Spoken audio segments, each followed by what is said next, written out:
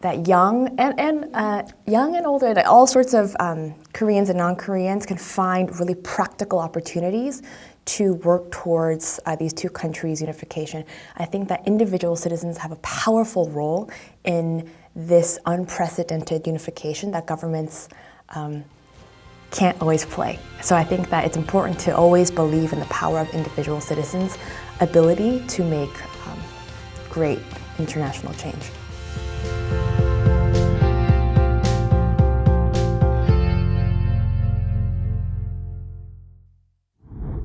안녕하세요. 신지은입니다.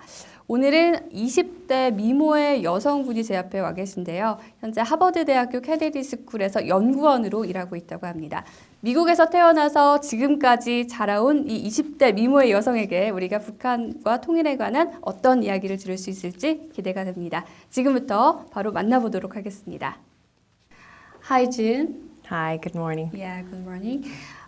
So you are now currently working at Harvard University and Kennedy School. Can you briefly introduce yourself and your workplace? Sure. My name is Baekjun. That's my Korean and English name, and same as yours. Yeah. And I was born and raised in Los Angeles, California. That's where my parents and brother still are. And I went to Harvard for my college, for my undergraduate degree in government, international relations, and worked at Google for a couple years at their headquarters in Mountain View, California. Yeah. And then went back to Harvard Kennedy School for my master's degree in public policy. And graduated last year, had a great time in grad school, and I'm now on a 2-year research fellowship at the Kennedy School. So you changed your job from Google to some kind of studying field, right? So I want to take this time to talk about your early career. So what made you change your job? Okay. I've always wanted to come to the Kennedy School ever since I was in college, and I always been interested in international relations, always been interested in in different political systems, and so I loved my time at Google, and maybe one day I'll go back, I'm not sure. But I've had plans to apply and hopefully attend Kennedy School since I was in college. So that's how I ended up here. Yeah, I heard that you're definitely working on the North Korean issue. So what made you study on North Korean issue? 10 years ago, I was a freshman in college. This was first semester, and a North Korean defector named Kang Choi-hwan, I'm sure you've heard of him. He's here in South Korea right now. He came and gave a presentation about his experience being in a political prison camp when he was young for 10 years, etc. And these issues were very new to me. I didn't know anything about North Korea prior to that, and so that sparked my interest.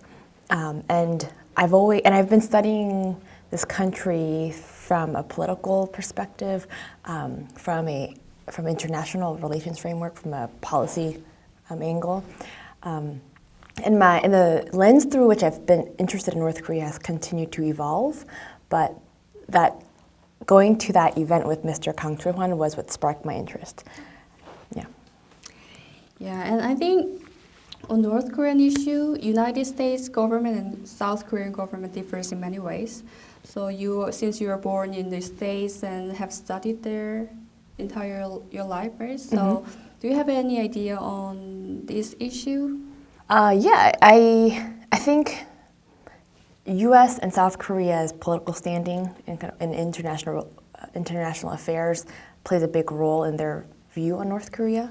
Also, the bilateral history between the two countries shapes the current policy towards North Korea, the country's respective policy, as well as geopolitical, strictly geography-wise. Yeah.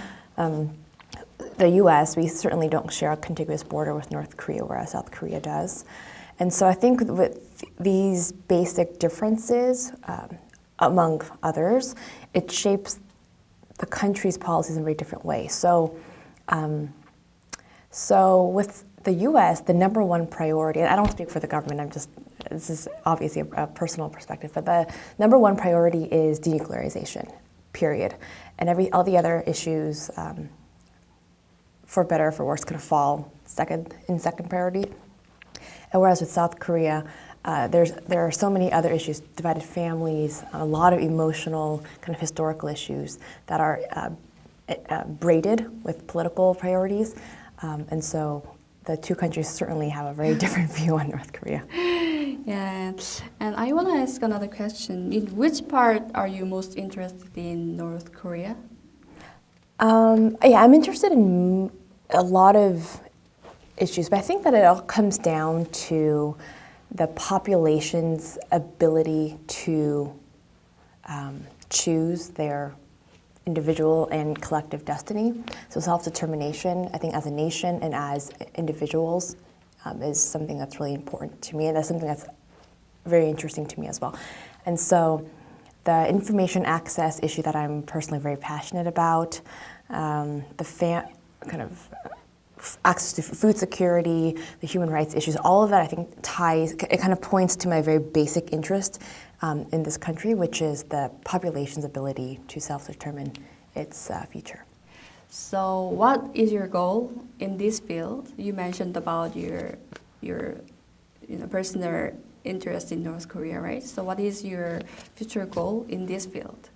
And I think that I will always be interested in North Korea, not because I'm a Korean, I'm someone with Korean ethnic heritage and it's my brother's. I mean, that's certainly one part of it, but I think just as an American citizen who's really interested in international affairs as well as individual political freedom, I will always be interested in the possibility for oppressive regimes to open up and have their citizens live a really different life.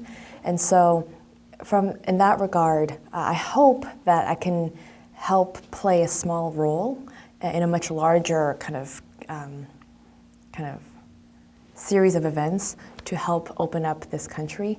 And I think that it's really important that North Korean people's voices and their will is integrated into their future. So whether it's from a researcher's perspective or hopefully an American diplomat set of efforts, or hopefully or maybe a professor or whatever my role may be, I hope that I can be a part of that process. So what is the meaning of unification of Korea for you? I've thought about this question and I've kind of bounced around in a couple areas, but as an American citizen, the unification of two divided countries, is important. I think that as a separated nation and as these divided families start to pass away or have been passing away for a long time, it's heartbreaking to see the status quo, and hopefully that will resolve itself in the near future. For me personally, it doesn't make a huge difference. It's my parents' homeland, and I respect it, but it's not my homeland. Certainly, I'm proud of my roots being in Korea, but I think it's just as a citizen of a country that values so much freedom and self-determination, I would be really excited to have these two countries unify. So you mentioned about your nationality, you are American citizen, right? But what can you do in the United Nations of Korea? I really hope that I could play a role in helping to normalize the relations with the U.S. and a unified Korea, or help kind of shape that bilateral relationship, a really important bilateral relationship. Furthermore, I think if there's any role for me to play in helping to help the two very different populations, integrate on a social or socio-political level, I would be really interested in such an opportunity. I developed a lot of relationships with people who have left North Korea on their own will for the past 10 years, and almost every single person that I have met, and this is just from my personal perspective, they miss their hometown. That's where they were born and raised, and have a lot of memories with their friends and family who still remain there. And many of them they can't wait to go back and serve in some way in their hometown once the country's unified. So if I can help play a role in that as well, that would be an honor. So you already met the person who left North Korea, right? So what was your first impression when you first saw them? The first North Korean who I met was Mr. Kang Joo-hwan. And then ever since then, I've met and worked with hundreds. I mean, I don't count, but many people. And I realized that it's not a shocking kind of observation, but they're so different, like obviously. And so I think Western media, or media in general, tends to treat the country, treat the people, treat defectors as this monolith, this kind of unified identity. And every single person, without any hesitation, has a really different story, but also very different means of getting to South Korea, different reasons for why they came to South Korea. Some people had a fairly good life, relatively speaking, inside their hometown and left for very different reasons. So I realized, like, wow, North Koreans are just like me and you. They're the same people. And so I think that that's something that I hope a lot of people will recognize as well. So lastly, do you have anything to say? Do you want to say something to Korean, especially viewers in this program? I wish I had a better sense of who is kind of part of this conversation right now.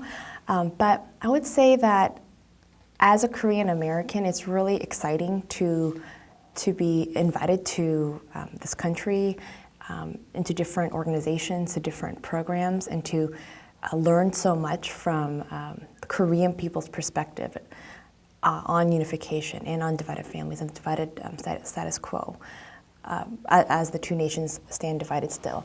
And so I love learning about these issues from Korean citizens' perspective. I also think that there's a lot that non-Korean citizens can do, like myself, but also just citizens who have no ethnic Korean heritage as well. There's a lot of things that we can do together to, I think, push towards a peaceful unification towards these two countries. And so I hope that that young and older, that all sorts of Koreans and non-Koreans can find really practical opportunities to work towards these two countries' unification. I think that individual citizens have a powerful role in this unprecedented unification that governments can't always play. So I think that it's important to always believe in the power of individual citizens' ability to make great international change. So I hope that I look forward to working together with whoever's listening. Yeah, thank you again for coming here today, and I hope everything goes well with you and your future. Great. Thank you. Thank you for inviting me. 네, 남북의 통일을 위해서는 정부의 역할도 중요하지만 개개인의 힘이 무엇보다 중요하다라고 말을 해준 백지은 연구원의 말처럼 통일을 위해서는 우리 모두의 관심이 그 어느 때보다 필요할 것 같습니다. 오늘은 하버드대학교 케네디 스쿨에서 연구원으로 일하고 있는 백지은 씨와 함께 통일에 관한 이야기를 나눠봤습니다. 저희는 다음에 또 다른 히어로들과 함께 다시 인사드리도록 하겠습니다. 시청해주신 여러분 고맙습니다.